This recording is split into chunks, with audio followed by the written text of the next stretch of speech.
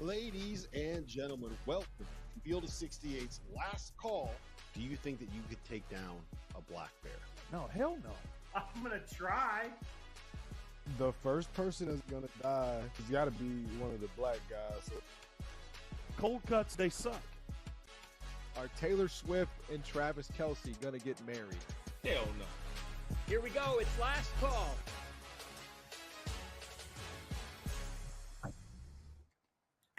Welcome to Last Call here on Stadium. My name is Rob Doster. I have Doug Gottlieb with me. I have Coach Chris Mack with me, and we are the Field of 68, and this is Last Call. We are going to be answering your questions for the next 30 minutes or so. Guys, we're just going to get straight to it. We're going to start with Brian. As of today, when we released our bracket on Fielding the 68, Kansas was a 2-seed. One of the lower 2 seeds, but they were still a 2-seed. Doug, what is the worst case scenario seed for Kansas with the way that things are going for them right now? 3, high 3. You know, the problem is that they had enough wins in the non-conference and in the Big 12, like just about every game. I mean, Oklahoma State, I think, is going to be the only non-quad 1 game they have the rest of the way, I believe. And that's at home tomorrow night. So there's just so many more quad 1 opportunities that they'll get. But I think a high 3 seed is the worst possible scenario for KU. Mac? Yeah, I don't see them going on any type of slide that's really going to affect their seed that much. It's crazy that, you know, it's crazy to think that it's crazy to have a 3-seed Kansas too. It just shows the consistency and how good they've been for so long that you're talking about a worst case scenario being a 3-seed. That's honestly amazing in and of itself. That must be nice, huh? Oh, it's crazy. All right, so I want to roll through. So they were a 1 seed last year. They were a 1 seed the year before that. They were a 3 seed in 2021. And they would have been the number 1 overall seed in 2020. You have to go all the way back to 2019 to find the last time that Bill Self was not a top 3 seed. And this is all right. Do you know the last time that he had a team that made the NCAA tournament and was not a top 4 seed in the NCAA tournament? Doug, you might know this. Mac, do you know it? The last time he didn't have a top 3 seed? A top 4 seed in the NCAA tournament. The last time. Illinois? Before No, that. I think it was his. It was before that? Yes. Tulsa? It was in 2000 at Tulsa. He was a number 7 seed. And he made got the Elite Eight. And parlayed that into the Illinois job. And he's never been lower than a 4 seed since then. That's not bad. I don't know how you guys feel. I've always felt like that his coaching and that home court advantage at KU is so real that oftentimes it elevates them in seeds. And and they haven't been upset nearly as much as people like to think. There were just some big ones. But some of the reason that they were upset at times was because they're not really as good as a record. Bill's amazing and Fogg's amazing. They play at a ridiculous level. Yeah, they get some calls when they're there too. And it gives them a better seed than they probably truly should get. And they kept winning the league. You know? Right. I thought it was funny. Bill's finally gone like, yeah, winning the league when it's an unbalanced league schedule doesn't really feel the same. Like, hey, guess what? When it was the Big 12, okay, and it became an unbalanced schedule. Before it was a true round robin, there was like 5 years there where you won the league and you got to play Missouri and Iowa State and Colorado twice and Nebraska twice. Those teams sucked, and that's why you won the league. Anyway, I believe that it's the best program in the country. That's my belief. Can you tell, Mac? Can you tell that Doug played in the Big 12 against Kansas? There's no underlying bitterness there. There's no underlying resentment. There's not underlying bitterness. It's not with Bill, and it's not with anybody who played there except for Ryan Robertson. Like, he wouldn't admit we lost to them in '99, Mac. Okay, on one of the worst calls I've ever seen. Great game. Okay, we had plenty of chance to win a regulation. Eddie Sutton never won there. And in '99, we had him tied, couldn't score coming down the stretch. Goes to overtime tie game. They throw it in bounds, and Ryan Robertson takes like a 25-footer. He doesn't get fouled. Our best player kind of gets out of the way. They call foul. So we're at the Village Inn at like 1:30 in the morning after the game. and we're all eating, and Ryan Robertson walks in, and we like, hey man, it was a great game. That was a shitty call. That was but I mean, it was a great game. We're like, congrats, but that was a shitty call. All he had to say was like, yeah, man, that was a bad call. It was a great game. And then he was just so defensive. Didn't So give it defensive. to you. He's like, what do you mean bad call? I got fouled. What are you just talking about? Like, dude, like we're all regular people here. Like, just go like, it was a bullshit. We got away with a bullshit call. Like, okay, good, fine, done. Anyway, there's no animosity towards the rest. The KU dudes are all good dudes, and Bill's the best. It's more the fans that were like in denial of the fact that you had. Again, this is back when it was 12 teams and it was unbalanced schedule. This is a while ago, and Texas and Texas A&M were rolling, and OU was rolling, and you had an easier schedule. That's really more of the issue. And that you don't get any calls down there ever. That was my favorite part about the Kansas people going nuts after the game at the end when the West Virginia game when there was the steal by Marco Jackson when they called the foul didn't look like a foul. That was my favorite part about them going nuts. It's like, well, this is what literally every single program in the history of the Big 12 has dealt with for the last however many years when they go into your building. This is Leo DiCaprio. You know that Leonardo DiCaprio thing was from Catch Me If You Can. What movie is that from? Where he's pointed the TV screen like that's what Bob Huggins was doing during that game. It's like no, that's what happened to us. That happened to us every time. All right, Mac, I'm hitting you with this one. Which bottom half of the Big East team has the best chance and is the most dangerous to be able to make a run at Madison Square Garden in the Big East tournament?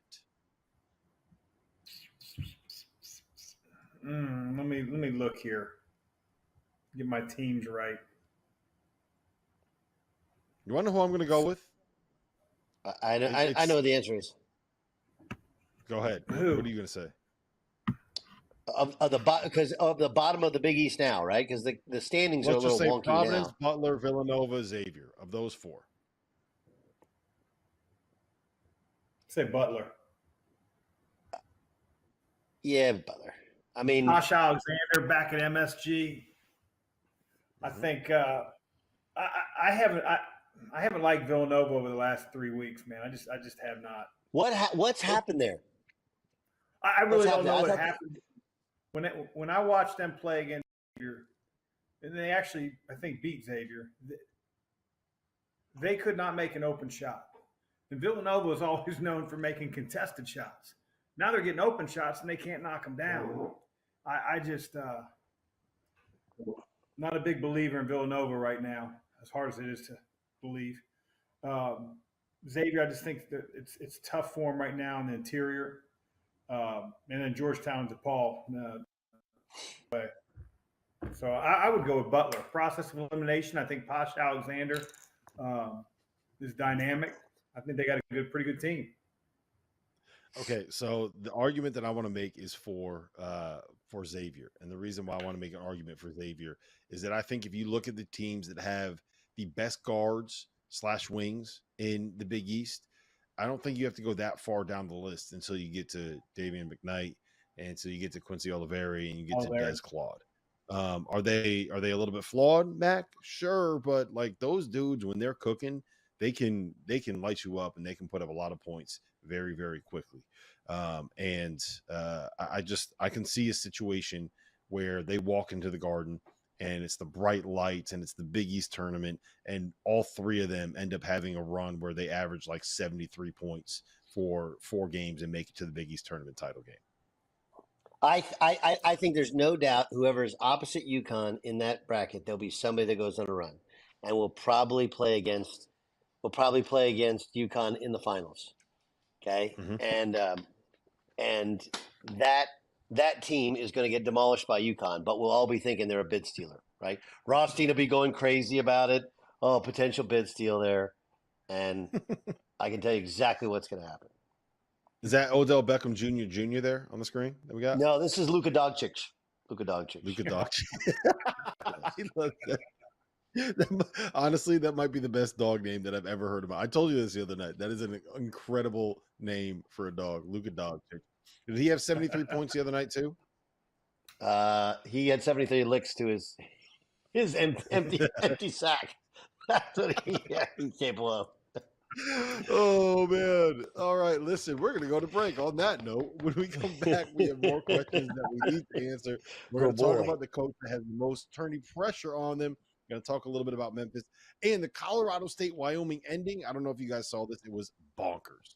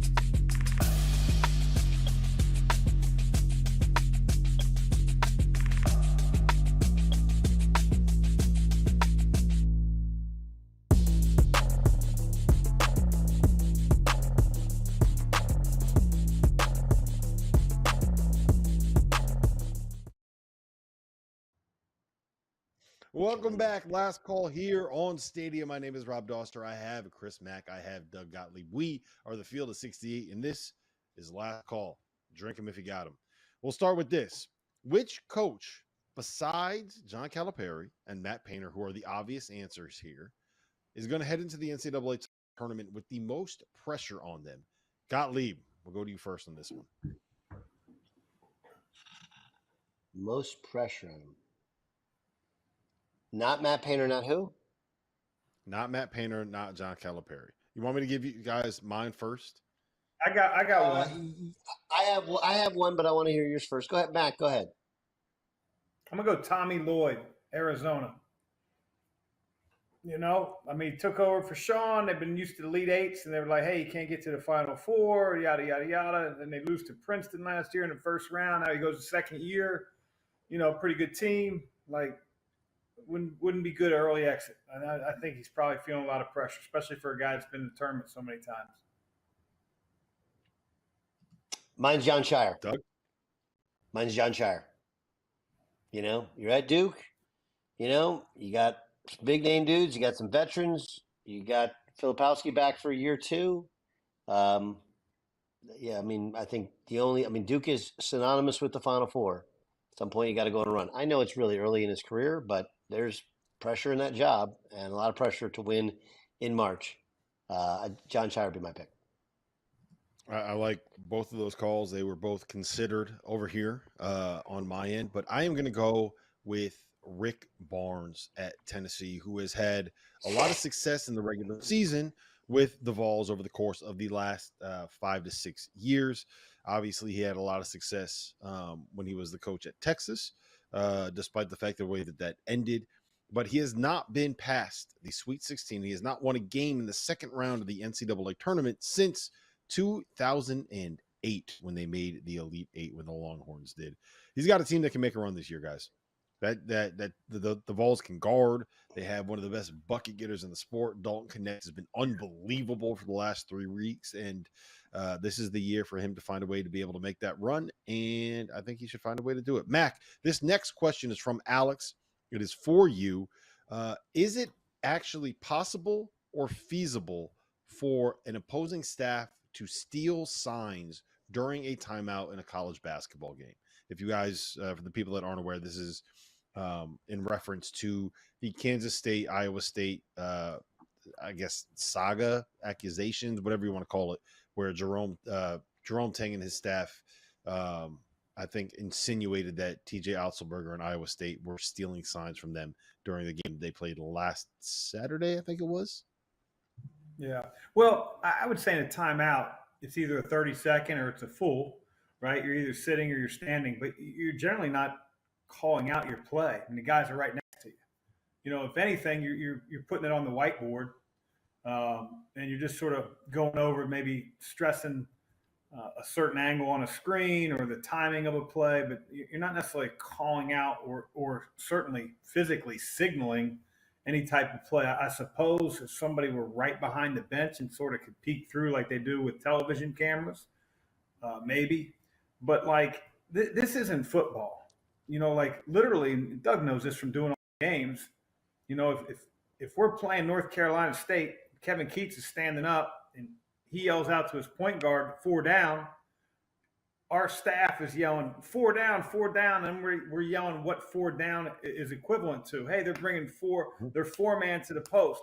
Make sure you're fronting. And we're all screaming this in the course of 5 seconds. Like, I know football is completely different, and they know the play, you know, based on the alignment and all that stuff. But like basketball, man, that's what you're doing every time a team's dribbling down the floor is you're yelling out what the other team's running. That's why conference plays so hard, especially when you get in the second half of it, because everybody knows everybody's play call and there's no real surprises, and it just becomes a bitch to score. Correct. Yeah, I mean, like, I know the question wasn't asked to me, Rob, but like, what are you filming? Especially if you're a couple rows back. Like, you know, you're filming. I don't really. You know what the funniest part to me is, guys? Like, what's the funniest thing about college basketball during timeouts? You got the managers running in, grabbing those tiny little itty bitty stools and setting them up in a semicircle at like the foul line. So you got these 6'9", 230-pound giants sitting on things that my kids sit on when they're eating at the little table in front of the TV. Right? That's the funniest part about college basketball. How are you getting close enough to videotape it? And well, it's not just that way. They were sitting on the bench. I don't think K-State does the stool thing. I never played in a stool team. I kind of don't get some of it. There's a lot of other parts like Matt can speak to that you usually have a manager who's over at the score table and they're making sure they get like the lineup right. So there's a guy over there doing that. You know, then Mac, when he coached, you know, they had their war board, right? You have to see how many kills you got in each war. Right, a war is every 4 minutes. Kill is a stop. Yep. How many wars you got? So there's a lot of other stuff kind of going on there. But like when you're playing, you're just over there. You're like talking to your guy. You're getting water. I mean, and the coaches go and talk amongst each other for like 30 seconds. Right. Yeah. So there's like literally nothing to come in. And teams that have an offensive coordinator, you know, they'll drop a man play and maybe a man in his own play, but it's over there. It's on the floor.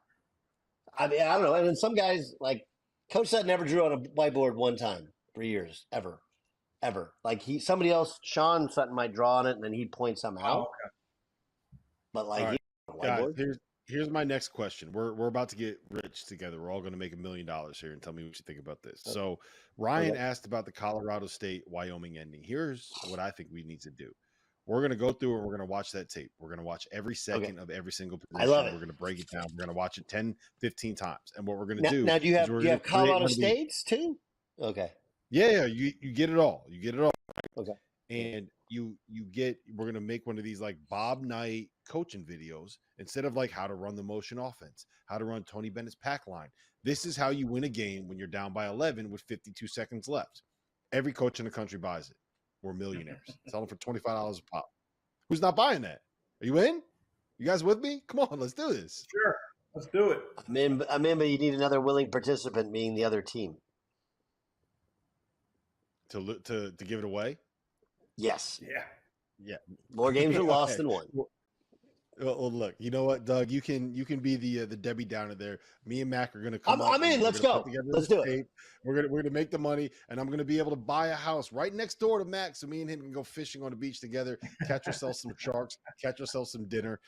It'll be a blast. Listen, we're gonna head to our final break here on the Field of 68's last call on Stadium. When we get back, there are questions in the chat about movie stars, about Taylor Swift. Maybe a Super Bowl prediction or two. Mac, you can attest.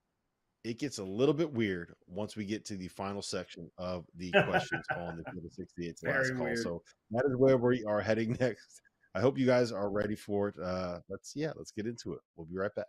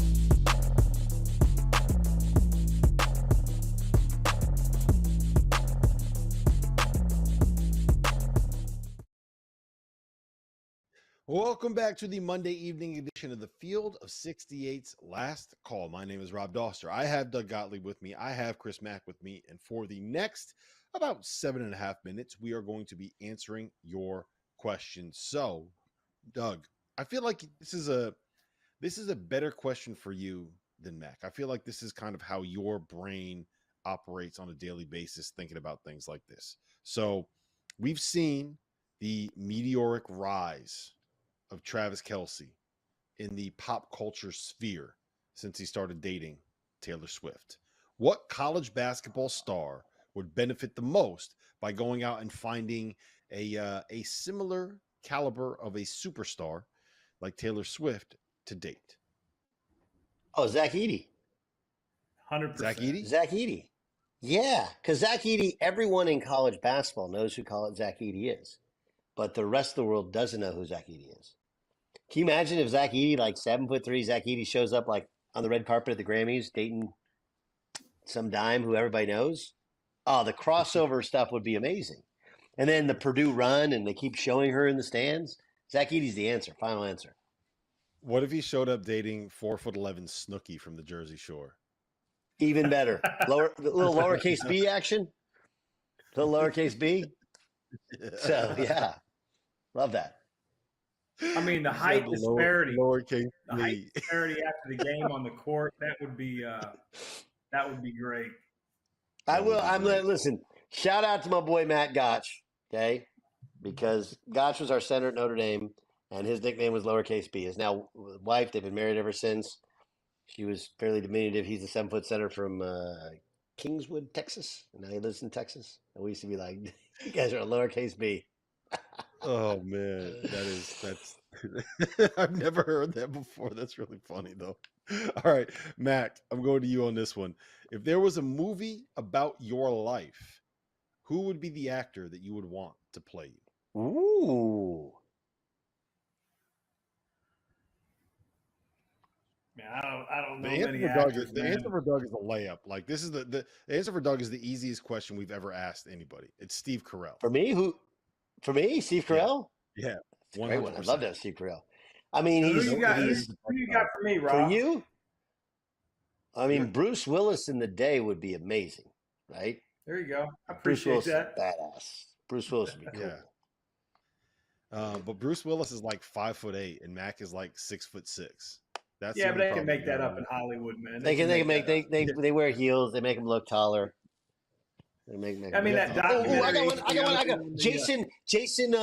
He has a new movie, The Beekeeper, out. Which Jason Statham. Jason Statham. Jason That's the Statham one would be right there. awesome. Yes. Yeah. I don't know That's who the one right there. Jason Statham. The Professional. You ever seen The Professional? Bald-headed dude, badass British guy. Whoa. You don't know who Jason Statham is? No, he's a basketball coach, dude. They don't know anything outside of basketball. They have no Fucking lives. They have no lives. They play little golf. They got their kids, and then they watch film and talk about ball all day. They don't know anything. Jason I don't watch Statham is movies. like one of the foremost action stars right now, like in the 2010s. How do you not know who Jason Statham is? Over Tom Cruise? Tom No, Cruise is like but Tom 5 Cruise is. No, but he's saying you say he's one of the foremost action stars. Yes, Jason Statham is the top 5 action star in the world. Wow. Yes. That's there you Jason go, Statham. right there. Oh, yeah. Jason Statham. That's a good call, but I don't know his name. You know what I mean? Now you do. He's got a Jason weird Statham. accent too, doesn't he? Doesn't he have a weird? Isn't he A like weird Australian accent. He's got a or British accent. I don't know. Weird. Yeah. Maybe our accent's weird. something? Mac, give me your best British accent. This question comes from Trevor Release, our producer in the chat. I don't have a It's gonna sound Mac, give us Australian. your best. Good day, mate. I told you it's gonna sound Australian. Shit on purpose, Gottlieb. All right, who you got for me? Who you got for me? Ooh. What do you got? But the problem is he doesn't know movies, and I like. Jake Gyllenhaal. Who's it? Jake Gyllenhaal? Yeah. That's pretty good. Is that all right? Yeah, he likes that one. Everybody likes being compared to somebody handsome. Nobody's like, yeah, you know, Popeye Jones. Wait, what? Popeye Jones? All right. Yeah. Oh man. All right. Let's end it with this.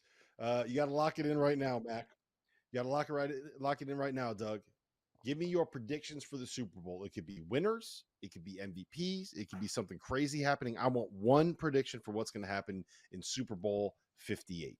Mac, you first. It really pains me to say this because I hate them, but the Chiefs are going to win. The Chiefs are going to win. Mark it down. I hate it. Winners win. Winners win. Hey, right? all the respect in the world to them. They hurt my Bengals last year. We beat them the year before to get to the Super Bowl, but I just have a feeling my man's going to be holding the trophy once again. Hey, where do you guys stand on the is Kelsey good bandwagon? Is he good? He's good. He was never like an MVP type of guy. Like Yeah, he's he's one good. of those everybody. He's not great. When you know I'll tell you what. On yesterday, he had some great scrambles that really helped them. Obviously, really good. But against the Ravens at home, he looked horrendous and he got frazzled. So it'd be interesting to see. I thought Baltimore's defense would be way better against Kansas City, but we'll see. I mean, Kansas City didn't score in the second half. Didn't score. It was the offense that let him down. Travis Kelce proposes after the game. That's my prediction. There you go. It's been last call. If it happens, Kelsey, we got to go to report me. it.